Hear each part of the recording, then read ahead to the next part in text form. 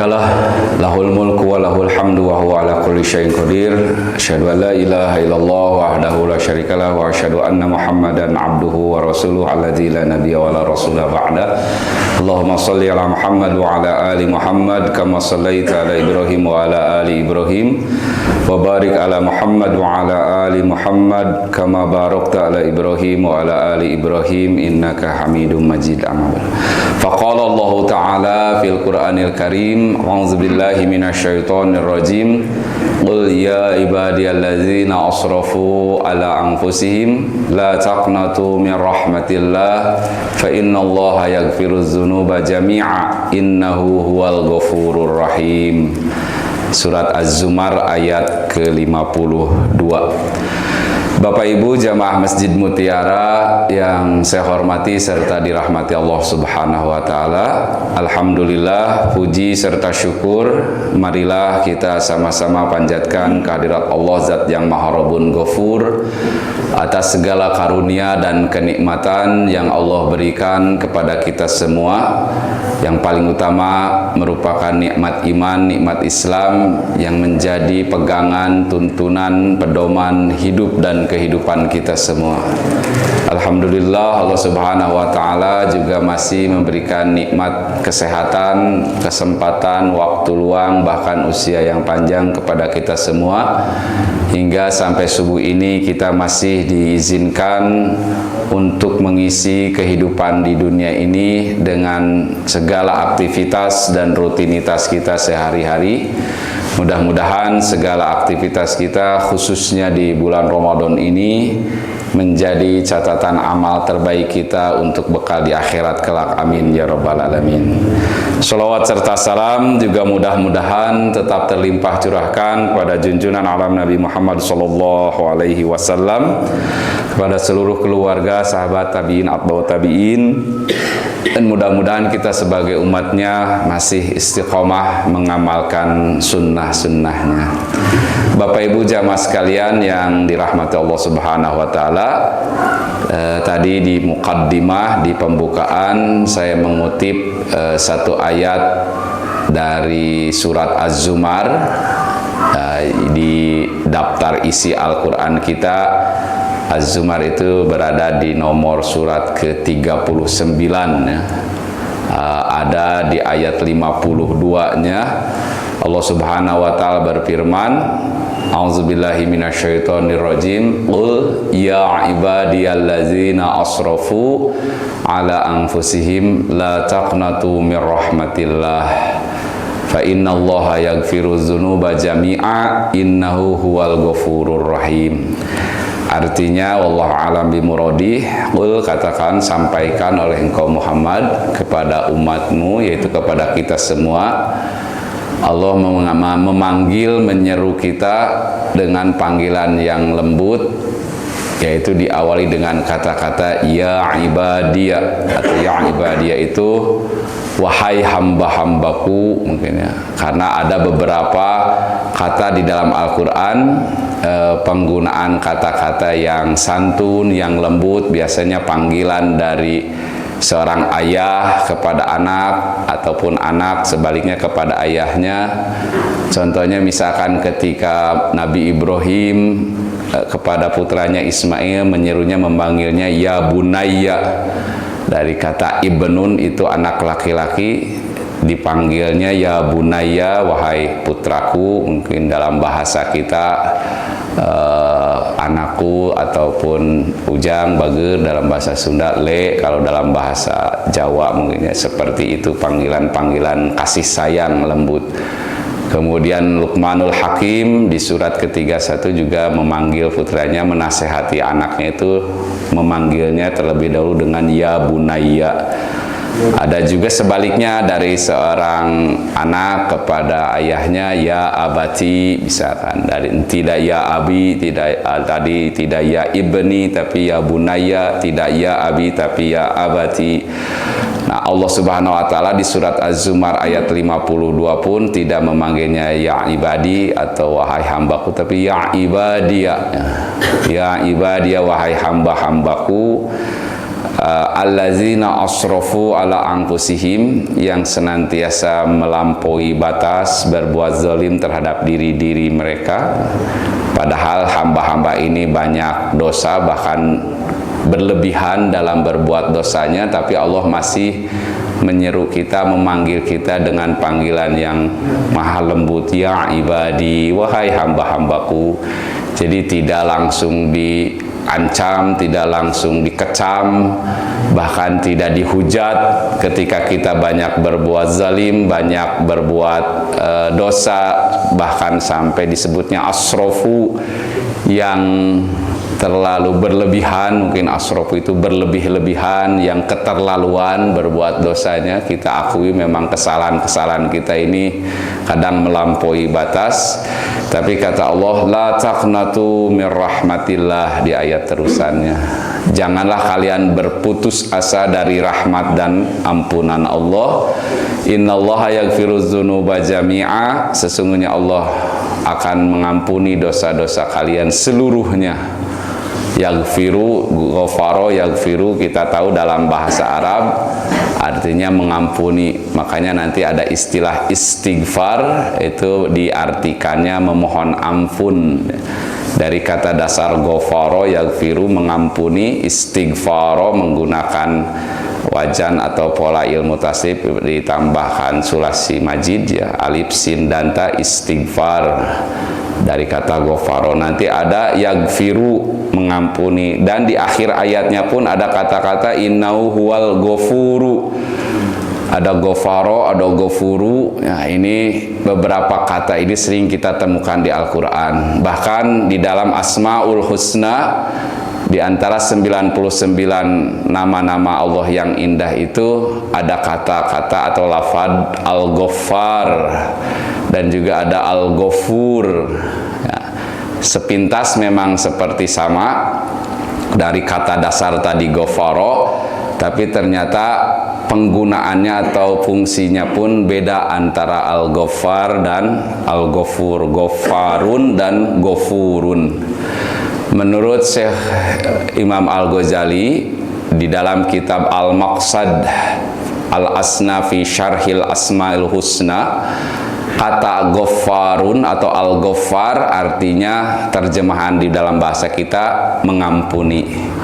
Ghafurun sama juga artinya mengampuni, tapi Imam Al-Ghazali membedakan tingkatan pengampunannya antara Al-Ghaffar dan Al-Ghafur. Kalau Al-Ghaffar, kata Imam Al-Ghazali, mengampuni dari dimensi atau dari sisi ampunannya Allah itu dari sisi kuantitasnya, jumlahnya tidak terbatas. Ampunan Allah itu, stok maaf Allah itu banyak. Karena kita sebagai hamba-hambanya pun banyak dan sering berbuat salah, sering dan banyak berbuat dosa, maka Allah pun memiliki stok yang sangat banyak untuk memaafkan kita. Maka Ghaffar itu secara makna katanya ampunan Allah dari sisi kuantitasnya. Jumlah ampunan Allah itu tidak terbatas, banyak. Kita berbuat salah, berbuat dosa, bertobat, minta maaf, Allah akan memaafkan lagi. Beda dengan kita, makhluknya, manusia, kadang stok maaf kita terbatas. Kalau ada orang yang menyakiti kita terus-terusan, bahkan keterlaluan, di kita sering ada kecaman, geus moal dihampura deui, gua nggak akan maafin lagi. Nista maja utama, kata bahasa Jermannya mah. Kamu ini sering berbuat salah kepada saya, minta maaf, udah tiada maaf lagi bagimu, kata lagu Yuni Shara mah. Jadi stok maaf manusia itu terbatas. Tapi Allah tidak. Kita salah, kita berbuat dosa, meminta maaf, bertobat, Allah maafkan lagi, Allah maafkan lagi. Kalau manusia tadi ada jenuhnya, ada bosannya dalam memaafkan, udah, gua nggak akan maafin lagi, cina. Jadi sudah habis ya stok maaf dari kita, ampunan kita kepada manusia lain yang berbuat salah kepada. Tetapi Allah kenapa disebut dengan Al-Ghaffar? Maha mengampuninya itu tidak terbatas, ya. Selalu ada pintu maaf dari Allah selama kita memang bertaubat. Dan yang kedua, Al-Ghafur itu ditinjau dari sisi kualitasnya. Kalau tadi Al-Ghafar kuantitasnya tidak terbatas, stok maaf dari Allah itu. Kalau Ghafurun itu ampunan Allah dari sisi kualitasnya. Ampunan Allah itu sangat sempurna dan paripurna. Memaafkannya itu dengan sungguh-sungguh, benar-benar maaf. Tidak ada lagi dendam, tidak ada lagi kecewa. Beda lagi dengan kita manusia, kadang memaafkannya itu tidak sungguh-sungguh. Ketika ada orang minta maaf kepada kita, apalagi orang ini sering tadi berbuat salahnya kepada kita, pas dia minta maaf kepada kita, kita kadang memaafkannya, pas berjabatan tangan wajah sambil kemana, ya udahlah gua maafin cina, sambil berpaling wajahnya. Berarti dia tidak sungguh-sungguh memaafkannya itu ya. Lah baik dihampura cina, kayak yang terpaksa gitu ngemaafinnya ya. Ini sering terjadi dalam kehidupan kita sehari-hari. Ya udahlah gua maafin cina, sambil melengos, sambil memalingkan wajah. Kadang tangannya kita terima berjabat tangan, tapi wajah kita bahkan hati kita mungkin seolah-olah belum benar-benar memaafkan. Nah Allah itu tidak seperti itu, maka dinamai Al-Ghafur atau Ghafurun itu memaafkannya itu benar-benar memaafkan, sungguh-sungguh ya.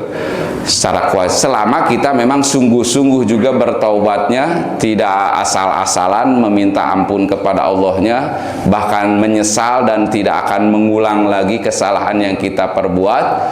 Dengan sungguh-sungguh kita bertaubat, maka Allah pun akan sungguh-sungguh mengampuni kitanya. Enggak kayak kita tadi, ya udahlah gua maafin, enggak seperti itu. Maka dinamai Ghafurun. Jadi secara tingkatan, kalau Ghafar tadi mengampuninya secara jumlahnya, kualitas, stok maaf dari Allah itu tidak terbatas. Kalau Ghafur itu ampunan dari sisi kualitasnya, benar-benar Allah itu mengampuni kitanya, enggak terpaksa, enggak ada istilah masih nyungkelid kalau kata orang Sumatera, apa nyungkelid? Masih hati gondok, masih dendam, enggak seperti itu ya Allah Subhanahu. Dan yang ketiga ada lagi kata Imam Al-Ghazali yang tingkatannya lebih tinggi dari Ghafurun, yaitu Afuun ya. Al-Af sering kita tadi di ayat terakhir surat Al-Baqarah, bahkan dua-duanya dituliskan di Al-Quran, fa'fu anna waghfir lana ya. Ada Ghafaro, ada Afuun, itu dalam terjemahan kita sama-sama ampunan atau memaafkan ya, Afuun itu. Dan secara tingkatan ternyata Afuun itu lebih tinggi lagi dari Ghafurun, yaitu bukan sekedar mengampuni dan memaafkan. Allah itu ternyata Afuun itu dari sisi bahasa muradifnya atau sinonimnya itu al-mahwu atau al-izalatul asar, artinya menghapuskan, menghilangkan jejak ya. Secara etimologi Afuun itu artinya al-mahwu atau izalatul asar, menghapuskan. Jadi selain dosa-dosa kita diampuni, kalau Allah sudah memberikan afuun kepada kita, itu juga dosa kita itu dihapus dari catatan amal di Lauhul Mahfud nanti, di akhirat kelak nanti ya. Karena kan setiap manusia dipasangin alat perekam, kalau di dunia ini kayak CCTV lah bahasa gampangnya mah. Kalau manusia ditanamin semacam chips, mungkin kalau dalam ilmu IT, dikalungkan di leher kita, di pundak kita, cuman kita nggak tahu, dicari-cari juga di mana ini alat perekamnya. Di surat Al-Isra surat 17 ayat berapa Ustaz Farhan, nanti dicek lagi. Wa kulla insanin alzamnahu ta'irahu fi unukihi. Setiap manusia dikalungkan di pundaknya, di tengkuknya, di lehernya itu ada alat perekam yang tidak kasat mata, tidak terlihat ini. Wa nukhriju lahu yaumal qiyamah, nanti di akhirat akan dikeluarkan dan diputar, diperlihatkan kepada kita kitaban yalqahu mansyura, sebuah catatan rekaman yang akan kita lihat di akhirat nanti di hadapan Allah. Kata Allah ini dosa-dosa kamu, kesalahan kamu selama ini ini ada rekaman, dan kita tidak akan bisa mengelak betapa akan malunya di hadapan Allah nanti ketika kalau kita diperlihatkan catatan jelek amal kita. Jangankan di hadapan Allah, kan kita lihat rekaman CCTV kejahatan kita sendiri, misalkan kalau kita berbuat jahat, seorang pencuri tidak mengaku, mengelak dan sebagainya, ketika ada barang bukti berupa rekaman CCTV, betapa malunya mungkin kita melihat rekaman perbuatan jelek kita di depan manusia saja. Pasti kita akan merasa malu kalau diperlihatkan salah-salah kita. Beruntunglah Allah masih menutupi salah-salah kita, dosa-dosa kita, sehingga tidak ketahuan orang lain. Saya sendiri pun kalau diperlihatkan oleh Allah dosa-dosanya, Bapak Ibu teh ayeuna geus bubar moal ngadengikeun lah nyaho ustad eta mah dosana ge loba, da ketahuan. Misal kalau Allah perlihatkan aib-aib saya, dosa-dosa saya, Bapak Ibu sekarang ngapain dengerin saya? Mungkin bubar lah tong didenge ustad eta mah da tahu modalnya, tahu dosa-dosanya. Karena Allah masih menutupi dosa-dosa saya, maka seolah-olah saya ini di pandangan ibu bapak masih ganunya ustad terhormat dan sebagainya, padahal wallahu alam kan dosa-dosa saya itu banyak dan tercela, tapi Allah ternyata masih menutupi dosa-dosa kita. Tapi nanti di hadapannya di akhirat kelak diperlihatkan. Nah, supaya kita tidak malu, tidak akan menemukan melihat rekaman kita, kita memohon kepada Allah itu al-afu, ya, permohonan ampun kepada Allahnya itu sekaligus ya diampuni dosa-dosa kita, dimaafkan juga dihapuskan ya catatan jelek kita di akhirat kita. Betapa bahagianya misalkan seseorang yang sudah dihukum, sudah dimaafin, sudah dapat gerasi bahkan di penjaranya, ketika dia keluar dari penjara ternyata bukti-bukti dari kepolisian tadi, catatan rekaman CCTV-nya pun di-erase, di-delete, dihapus. Pan kita tenang keluar penjaranya juga. Coba kalau belum dihapuskan dosa-dosa kita, pas begitu keluar dari penjara setelah melalui proses hukuman, tapi masih ada rekaman CCTV-nya belum dihapus di kepolisian, suatu saat kalau diperlihatkan ke orang kan akan malu kitanya, wibawa, wirang dan sebagainya, kita akan betapa malunya. Nah, di hadapan Allah pun dosa-dosa kita syukur-syukur ya, dan kita berharap meminta diampuni itu sekaligus minta dihapuskan supaya kita tidak diperlihatkan dosa-dosa kita. Makanya di setiap penghujung Ramadan ini kita dianjurkan membaca doanya Allahumma innaka afuwun tuhibbul afwa fa'fu anni. Ya, itu hadis sahih dari riwayat Imam Tirmizi dari Siti Aisyah. Siti Aisyah bertanya kepada Rasulullah, ya Rasulullah, in alimtu ayya lailatul qadar, ayya lailatan atau ayya lailatul qadar. Jika aku mengetahui, kata Siti Aisyah, malam-malam Lailatul Qadar itu, misalkan sekarang kan kita juga biasanya ada perasaan, wah kayaknya malam ini nih Lailatul Qadar teh feeling, misalkan ya, kita sering ada perasaan feelingnya kayaknya sekarang nih malam-malam Lailatul Qadar itu. Makanya Siti Aisyah pun dulu demikian, in alim tuh, jika aku mengetahui malam-malam Lailatul Qadar bahwa sekarang mungkin perasaan kita, feeling kita, apa yang mesti aku panjatkan, kata Siti Aisyah, apa yang mesti aku baca dalam doa-doa di setiap Lailatul Qadar. Maka Rasul menjawab, quli Allahumma innaka anta afuwun tuhibbul afwa fa'fu. Rasul menganjurkan kepada Siti Aisyah, khususnya khitabnya saat itu, umumnya juga kepada kita, perbanyaklah oleh engkau membaca doa yang tadi, Allahumma innaka afuwun. Ya, kita mengatakan, ya Allah, Allahumma ya Allah, sesungguhnya engkau adalah afuwun, maha pemaaf ya. Selain diampuni tadi, dosa kita juga dihapuskan. tuhibbul afwa fa'fu anni, hapuskan juga ya Allah dosa-dosa kita. Kita memohon ampunan kepada Allah di malam-malam terakhir Ramadan ini supaya selain diampuni juga dihapuskan ya dosa-dosa kita, baik dosa-dosa kita terhadap sesama, terlebih dosa-dosa kita kepada Yang Maha Kuasa. Dan setiap kita pasti berbuat dosa itu ya seperti apa ya, bukan sih kalau addicted mah tidak, bukan kecanduan, tapi ya begitulah sifat manusia itu kadang selalu ya, mahalul khata' wan nisyan di hadis, selalu berbuat salah, berbuat dosa lagi. Dan faktor penyebab berbuat dosa khususnya kepada Yang Maha Kuasa itu biasanya dari dua hal.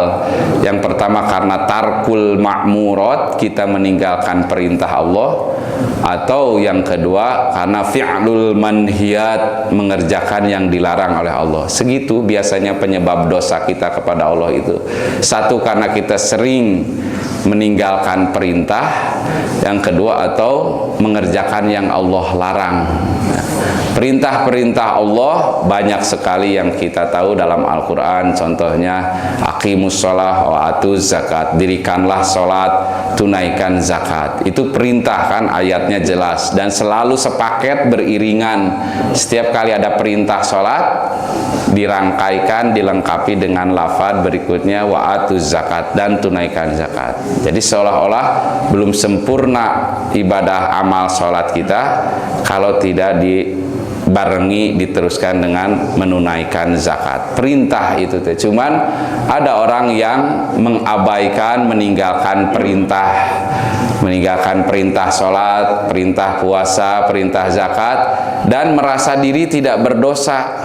Keun bae teh sholat ginu penting mah bageur we kabatur. Yang penting jangan nyakitin orang we, biarin nggak sholat, nggak puasa, nggak zakat. Itu merasa tidak dosa meninggalkan perintah Allah dengan anggapan atau dengan alasan nggak apa-apalah, nggak sholat juga nggak apa-apa, nggak puasa juga nggak apa-apa, nggak zakat juga, yang penting baik we ke orang lain, nggak mendolimi, nggak menyakiti. Nah, itu biasanya kalau meninggalkan perintah sering ada apologis, sering ada alasan menutupi kesalahan kita, seolah-olah merasa tidak dosa. Seperti halnya dulu iblis laknatullah alaih, ketika meninggalkan perintah Allah, diperintahkan untuk bersujud kepada Nabi Adam, iblis tidak mau, aba wastakbaro, membangkang dan takabur, merasa tidak salah meninggalkan perintah untuk bersujud. Ketika ditanya di surat Al-A'raf ayat 17 itu, mana'aka an tasjuda id amartuka, apa yang menyebabkan kamu tidak taat perintah ketika aku suruh bersujud kepada Adam? Kata iblis, ana khairum minhu, saya lebih baik daripada dia, daripada Adam. Saya diciptain dari api, dia dari tanah. Ngapain saya harus menyembah, bersujud? Maaf, bukan menyembah ya, karena sujud di sini bukan sujud penghambaan, bukan sujud menyembah. Karena pernah saya ulas juga dalam Al-Quran ada 3 makna sujud. Yang pertama, sujud itu maknanya sebagai penghormatan, litahiyah, seperti halnya para malaikat bersujud kepada Nabi Adam itu bukan menyembah, bukan sujud ibadah, tapi sujud menghormati, penghormatan. Kayak orang Jepang setiap ketemu dengan sesama orang Jepang lagi, mereka membungkukkan badan, itu teh tanda penghormatan ya. Agak membungkuk gitu teh, bukan ruku pan, itu teh orang Jepang membungkukkan badan ketika setiap ketemu dengan orang Jepang, itu adalah simbol penghormatan. Nah, malaikat pun disuruh bersujud, dan iblis saat itu oleh Allah kepada Nabi Adam itu bukan sujud disuruh menyembah, tapi disuruh menghormati makhluk yang bernama manusia, yang mana jabatannya sebagai khalifah fil ard. Khalifah itu wakil lah, yang Allah berikan mandat untuk memakmurkan bumi ini. Allah tidak memandatkan kepada malaikat atau jin, makhluk yang sudah ada sebelumnya, senior manusia. Dari sisi penciptaan mereka itu senior, malaikat dan iblis lebih duluan diciptain oleh Allah. Tapi kita yang junior ini, makhluk baru, tiba-tiba diberikan mandat oleh Allah sebagai khalifah. Kalau dalam pengamatan para ahli, khalifah itu memiliki jabatan yang istimewa. Kenapa? Karena dia mencakup dua tugas yang sempurna. Yang satu ar-ri'ayah dan dua al-imarah, atau yang boleh dibalik, yang pertama al-imarah artinya memerintah, ya amaro itu ya amiru atau memakmurkan. Jadi manusia disebut khalifah jabatannya itu karena punya mandat, diberikan kekuasaan oleh Allah untuk memakmurkan bumi ini, mengeksploitasinya. Silahkan, kata Allah, bebas selama itu tujuannya untuk kemaslahatan manusia lagi. Kan nggak pernah Allah memberikan mandat kepada binatang untuk mengeksploitasi bumi dan seluruh isinya. Hanya manusia yang diberikan izin untuk menguasai, mengolah, mengeksploitasi hasil bumi ini. Mulai dari atasnya di dataran permukaan tanah, kan manusia yang punya wewenang memakmurkan, mengeksploitasi tanaman, misalkan pohon-pohonan, hutan, boleh kita mengambilnya, menebangnya selama memang untuk kemanfaatan manusia. Yang di dalam perut buminya, manusia juga diberikan kekuasaan menggali, ngebor minyak, ngambil batu bara, ngambil logam mulia, emas. Data ayat ceritana orang utan misalkan menggali emas, menggali logam-logam lain, bahan mineral lain, barang tambang. Hanya manusialah yang diberikan kuasa untuk mengeksploitasi bumi dan seluruh isinya ini demi kemaslahatan manusia lagi. Makanya itu fungsi khalifah sebagai al-imarah. Ya, imarah itu yang memerintah, yang menguasai, yang memakmurkan bumi ini. Juga manusia diberi mandat khalifah itu karena memiliki tugas ar-ri'ayah. Ar-ri'ayah itu penjagaan atau perlindungan. Maka manusia juga diberikan wewenang, tugas untuk melindungi dan menjaga bumi dan seluruh isinya, keselamatan makhluknya.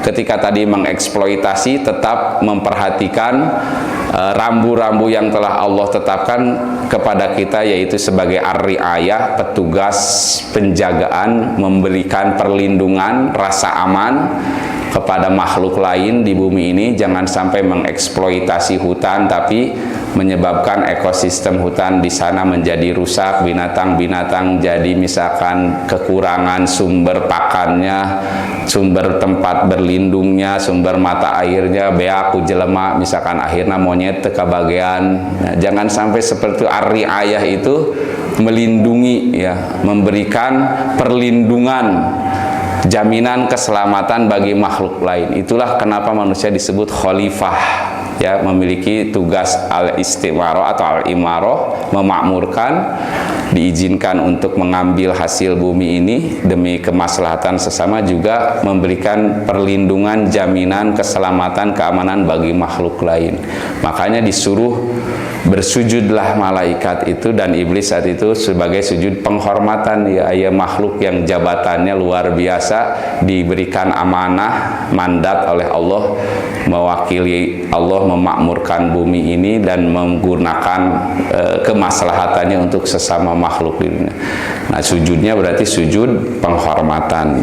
Itu di ayat 35 ya surat Al-Baqarah. Wa id qulna lil malaikati isjudu. Sujud yang kedua itu maknanya adalah sebagai bentuk pengakuan kesalahan. Al-Quran juga menggunakan kata sujud bagi tindakan minta maaf atau mengakui kesalahan. Buktinya nanti ada di surah Toha ayat 60, sujudnya para ahli sihir Fir'aun ketika kalah oleh mukjizat Nabi Musa alaihissalam. Mereka bersujud kepada Musa. Wa ulqiyas saharatus sajidin. Para ahli sihir itu bersujud kepada Nabi Musa. Sujudnya bukan menghormati Nabi Musa. Sujudnya para ahli sihir saat itu mengakui kekalahan mereka, sihir-sihir mereka kalah, tahu diri, oh iya ini mah mukjizat, tidak bisa terkalahkan oleh sihir mereka. Maka mereka mengakui kekalahan dan mengakui kesalahan. bentuknya juga dengan bersujud, wa ulqiyas saharatu sajidin. Yang ketiga, makna sujud itu di Al-Quran sebagai bukti tanda ketaatan, kepatuhan, tunduk kepada Sang Pencipta alam, Allah Subhanahu wa Ta'ala. Dibuktikan di surat Ar-Rahman ayat 6, wan najmu wasyajaru yasjudan. Bintang-bintang, planet-planet, dan pepohonan yasjudan, mereka bersujud kepada Allah. Sujudnya pepohonan bukan sujud kayak tadi membungkuk, bahaya, atau kalau bintang-bintang membungkuk maruragan ke dia. Ya, sujudnya itu adalah dengan dibuktikan taat, patuh. Planet-planet yang berotasi, berputar di garis edarnya, di orbitnya, mereka tunduk patuh terhadap ketetapan Allah, disuruh berputar saja. Tidak pernah minta cuti, apalagi mau lebaran gini, kata planet ini, ya Allah capek, cuti dulu dong, jangan muter terus, saya mau mudik misalkan. Gak pernah minta cuti, gak pernah minta berhenti. Sejak diciptakan sampai hari kiamat nanti, planet-planet atau an-najmu ini, mereka terus tunduk patuh, berputar. Taatnya ini bahkan di surat Yasin mah disebutnya sebagai bentuk bertasbihnya, bentuk ibadahnya mereka. Kullun fi falaki yasbahun, di surat Yasin itu disebutkan yasbahun, bertasbih. Mereka berputar, berotasi di garis orbitnya itu dalam rangka bertasbih kepada Allah Subhanahu wa Ta'ala, beribadah. Tidak pernah membangkang, tidak pernah minta liren, pere dulu sebentar, ya Allah capek muter terus, tidak. Tunduk patuh terus ya, mereka terhadap ketetapan Allah. Dikatakan di Ar-Rahman ayat 6 itu, ketundukan, kepatuhan mereka itu dengan kata sujud, wan najmu wasyajaru yasjudan. Maka ketika kita disuruh sujud misalkan kepada Allah di masjid dengan sholat, ini mah fungsinya oleh kita mah ketiga-tiganya. Sujud sebagai penghormatan, iya, kita setiap memasuki masjid, sholat sunat 2 rakaat, bersujud tahiyatul masjid, ya, penghormatan terhadap masjid. Yang kedua, kita juga di masjid, tempat bersujud itu sebagai tempat wahana pengakuan dosa kesalahan kita, meminta maaf tadi kepada Allah, memohon ampun, itu juga di masjid. Dibuktikan dengan kegiatan bersujud juga, sujud sebagai permohonan maaf atas pengakuan kesalahan kita, kayak tadi ahli sihir kepadanya. Juga sebagai tanda kepatuhan, ya, kita bersujud di masjid ini tunduk patuh terhadap aturan Allah, terhadap aturan masjid. Imam ruku, imam sujud, imam takbir, semuanya tunduk patuh. Makmum itu, anggota masjid itu, meskipun pangkatnya lebih tinggi dari seorang imam, imamnya kopral, jamaah makmumnya jenderal, angerwe jenderal gewayahna, tunduk patuh ruku kepada imam, karena ketika imam takbir, imam ruku diikuti. Ya, itulah simbol masjid itu, simbol kita ketaatan, kepatuhan terhadap aturan Allah, meskipun yang memimpin kitanya mungkin maaf dari sisi jabatan, dari sisi pangkat, nyahonaun imam lagi dapirage lulusan kobong pasantren, saya mah dokter andes, saya mah insinyur, nggak mau ruku nggak mau sujud, nggak bisa gitu di masjid mah. Wayahna, meskipun makmumnya dokter andes, insinyur, bahkan posisi lebih tinggi, anggota dewan dan sebagainya, imamnya meskipun lulusan madrasah, tunduk patuh itu ya kepada aturan Allah. Seperti tadi tunduk patuhnya planet-planet, bintang, pepohonan kepada Allah Subhanahu wa Ta'ala. Nah, ketika kita berbuat dosa, berbuat salah, karena tadi sering tarkul ma'murat, meninggalkan perintah, maka dibuktikan dengan taubatnya, salah satunya bersujud. Ada istilah sujud atau sholat taubat dan sebagainya. Dan manusia tadi saya katakan berbuat salah, berbuat dosanya karena 2 hal tadi, meninggalkan perintah ataupun mengerjakan yang Allah larang. Ketika Allah melarang A, B, C, kadang kita mengabaikan, melanggarnya. Ya, seperti tadi perintah aqimus shalah, atuz zakat, kadang dipilihan perintah Allah juga, mana yang ringan, yang mudah kita lakukan. Kalau yang berat, yang terutama urusan mengeluarkan infak, zakat, asa beratnya. Sholat mah oke lah, nggak pakai modal.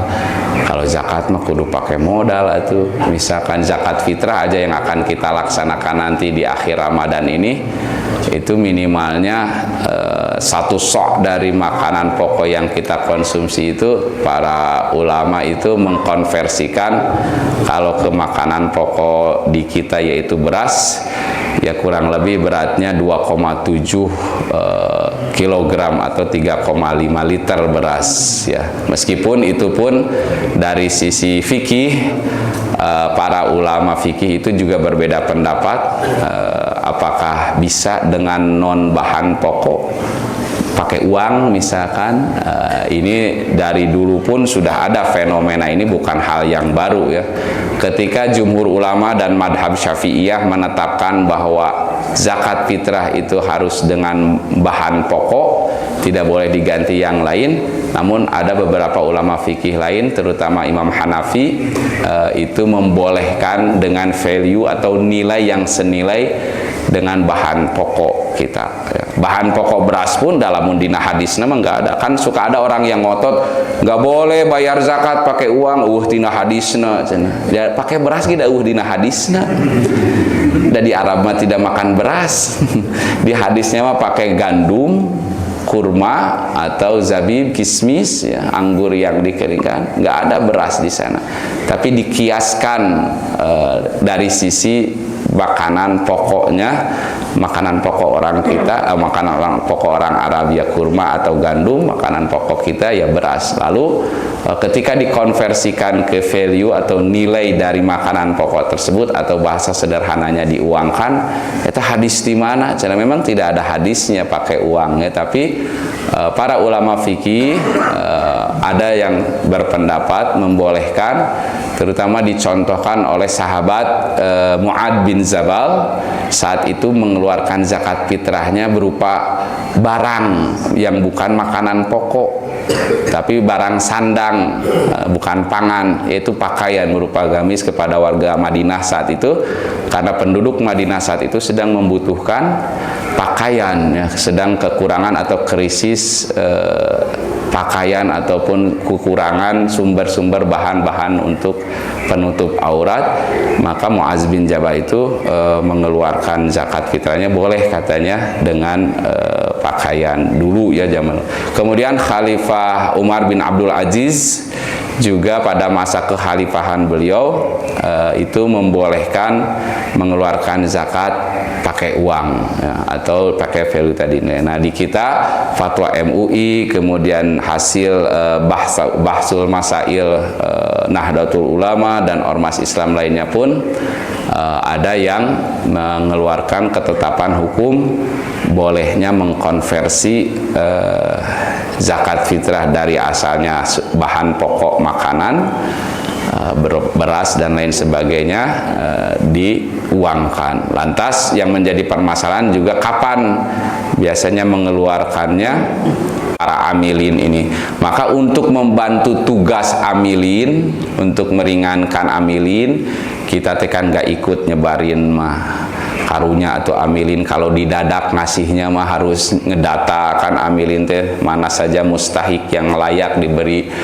Kalau bisa ya tadi pendapat para ulama yang menganjurkan mengeluarkannya mah kita sebagai muzakimnya boleh sejak awal Ramadan. Maksimalnya akhir mengeluarkan zakat itu maghrib pas malam Idul Fitri. Tapi kan kalau langsung didadak maghrib mah tadi teh kasihan para petugas zakat kita menerima zakatnya dari kita udah mepet injury time, belum lagi apalagi tadi kalau yang berupa uang teh kan si petugas amilin misalkan mau dibeliin beras untuk dibagiin ke mustahiknya, itu kerepotan kalau waktunya misalkan agak mepet. Makanya kalau ada waktu luang dari awal-awal, dari sekarang pun itu sudah sah mengeluarkan zakat fitrah, tapi pendistribusiannya oleh panitia, oleh amilin ini harus sebelum sholat id. Jangan pas nerima awal Ramadan dibagiin langsung malam itu juga mehengke nyalse, senang nggak bisa gitu juga ya. Amilin itu tetap dia nanti mereka mendistribusikan zakat fitrah itu sebelum sholat id alias ba'da subuh ya. Nah ba'da subuh ini usahakan sudah terkumpul semua dari para muzaki, dari kita yang mengeluarkan zakat, baik tadi yang bahan pokok beras ataupun yang uang, sudah terdata semua penerimanya siapa saja, sudah terdata yang mengeluarkannya, muzakinya siapa-siapa, mereka sudah bisa mendistribusikan sejak subuh. Jangan setelah sholat id juga Ustaz mau kaburu atau subuh mah encan mandi, encan siap-siap mau sholat id, nanti aja ya dibagiinnya setelah sholat id. Nanti itu mah hanya dianggap sedekah biasa ya, bukan zakat fitrah. Seperti halnya berkurban, menyembelih hewan kurban, ada yang zaman Nabi itu berinisiatif, biar santai nanti setelah sholat id tinggal ngagule, motong kurbannya sekarangnya pas subuh, pas Idul Adha teh, motong pas subuh Idul Adha, diurus, dibersihin, dipasak, digoreng, begitu bubar id teh pan enak tinggal makan santapan gulenya. Tidak bisa juga, tetap itu harus setelah sholat Idul Adha baru kita dibolehkan menyembelih. Kalau menyembelih hewan kurbannya sebelum sholat id itu tidak akan dianggap kurban, dianggap pemberian sedekah biasa. Begitupun zakat fitrah, karena tadi ingin santai, ingin salse, mau bagiinnya nanti aja pas open house, pas halal bihalal setelah sholat Idul Fitri, nggak bisa, harus sebelum Idul Fitri, sebelum sholat Idul Fitri ya dibagiinnya setelah subuh. Tapi kalau pengkolektifannya, pengumpulannya itu dari awal-awal juga sudah dibolehkan. Maka setiap kita, apalagi bulan Ramadan ini, zakat fitrah itu sebagai penyempurna kita dalam rangka ketaatan tadi, kepatuhan. Pan harus taat, patuh, tunduk terhadap ketetapan Allah. Ketika Allah dan Rasulnya sudah menetapkan seperti itu, ya kita ikuti regulasinya, taat, patuh, tunduk, juga sebagai penyucian diri kita. Bahkan di surat Al-Maidah itu atau Taubah disebutkan, khud min amwalihim shadaqah, ambillah. Jadi para panitia amilin dapat wewenang, dapat mandat dari Al-Quran, zakat itu seluruh zakat ya, termasuk zakat fitrah itu punya wewenang kita khud mengambilnya. Jangan nunggu nganterin, kita bisa hilapin, bapak-bapak bisa sibuk. Kalau bisa kitanya inisiatif sebagai amilin ngingetin, apalagi sekarang zaman teknologi, era komunikasi serba canggih, pakai WA, pakai HP, Pak, Bu, saya ingetin ya, saya dari amilin panitia zakat Masjid Mutiara, maaf ngingetin mungkin belum setor zakat fitrahnya, zakat mahnya, ditunggu ya sampai jam segini, sampai tanggal segini. Itu punya wewenang ngingetin, dan bahkan di Al-Quran mahnya khud itu ambillah. Pun bisa Ustaz Farhan tiap rumah ketokin satu-satu, mana cenah nucan zakat ke dia. Tapi kan nggak mungkin juga gitulah, ada teknologi sekarang, ada HP dengan santun ya. Karena seperti materi yang pernah saya sampaikan waktu kultum tarawih, ketika berbuat baik pun kita pakai etika, pakai tata krama, santun ya. Makanya di Al-Quran kebaikan yang dengan etika, dengan tata krama, dengan santun itu disebutnya albirru ya. Albirru itu kebaikan yang dilakukan dimanapun, kapanpun, kepada siapapun, dan dilakukannya pun dengan santun, dengan etika. Karena ada kebaikan-kebaikan yang maaf mungkin dari sisi etikanya kurang estetis, niatnya mah berbuat baik tapi caranya mungkin kurang santun. Kayak yang bagi-bagi zakat, bagi-bagi sedekah dengan sistem saweran misalkan, niatnya kan baik, bagi-bagi uang, sedekah, infak, tapi kurang santun. Kenapa kurang santun? Karena sebarinnya, didistribusikannya dengan disawerkan, akhirnya masa orang-orang berebut, saling dorong, saling sikut, parebut duit nu disawerkeun, itu juga kurang santun. Atau misalkan tidak diawur-awur, tidak seperti saweran, orang berbuat baik yang kurang santun, salah satu contohnya dibikin antrian, juga kasihan kan para penerima ini harus ngantri berjajar berjam-jam kapanasan karunya. Mendingan kita kalau secara santun mah tadi kita menjemputnya kepada para muzaki, terus kita pun mendistribusikannya ke setiap rumah. Makanya tadi saya katakan zakat fitrah itu disegerakan pengeluarannya supaya mereka amilin ini, pihak pengurus panitia, mereka punya kesempatan waktu untuk pendistribusian. Coba kalau Bapak Ibu mengeluarkan zakatnya ngedadak, nanti para amilin kasihan repot kapan distribusinya, nggak akan kekejar.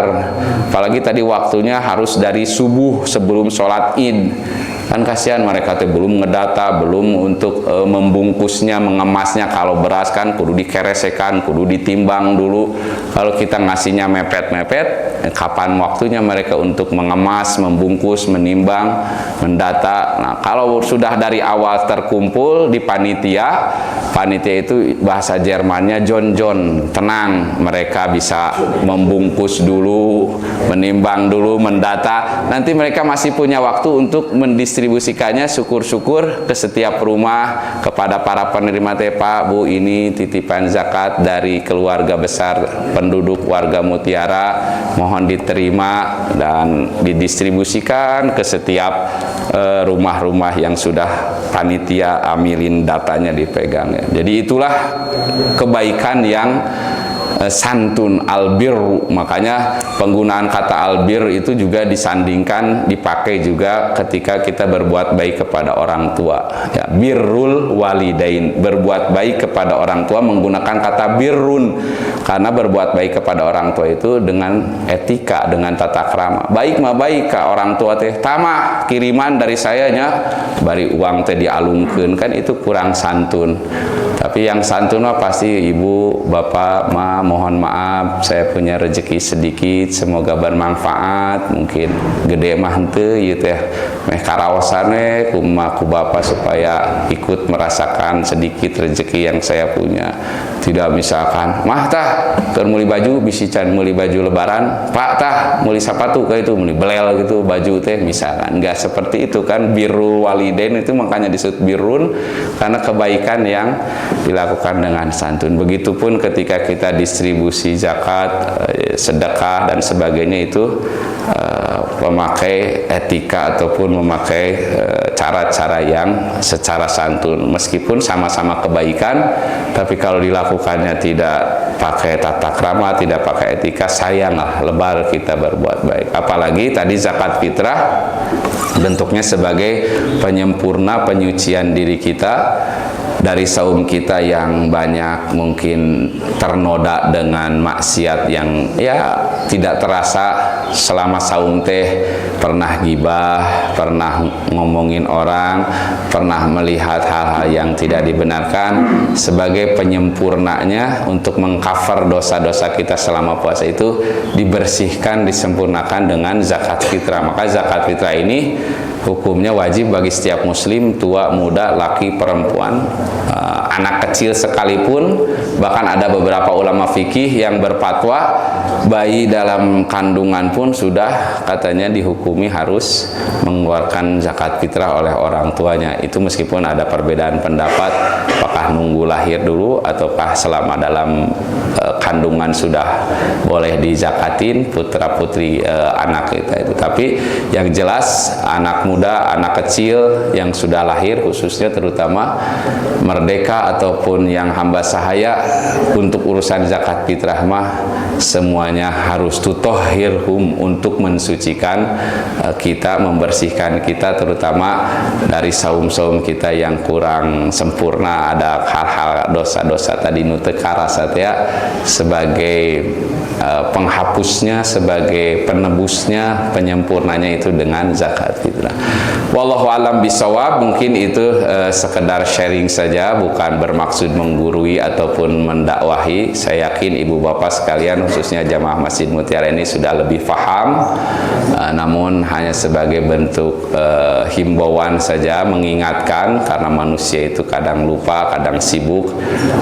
Saya pribadi juga memohon maaf atas segala kesalahan ya, karena tadi minta maaf mah tidak terbatas, ampunan Allah itu juga kualitasnya benar-benar mengampuninya sungguh-sungguh. Maka saya pun secara pribadi, secara sungguh-sungguh memohon maaf kepada keluarga besar warga Mutiara dan keluarga besar jamaah Masjid Mutiara selama berinteraksi, bermuamalah dengan ibu bapak di masjid ini. Pasti banyak salah-salah, mohon dimaafkan.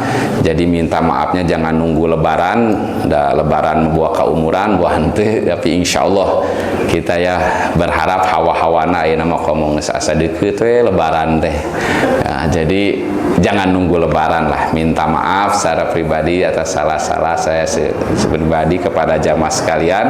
Terlebih kita memohon maaf, banyak meminta maaf kepada Allah Subhanahu wa taala. Momen terakhir Ramadan ini kita pakai di masjid, terutama saya saksikan sendiri, subhanallah, i'tikaf sudah 5 hari Bapak Ibu di sini.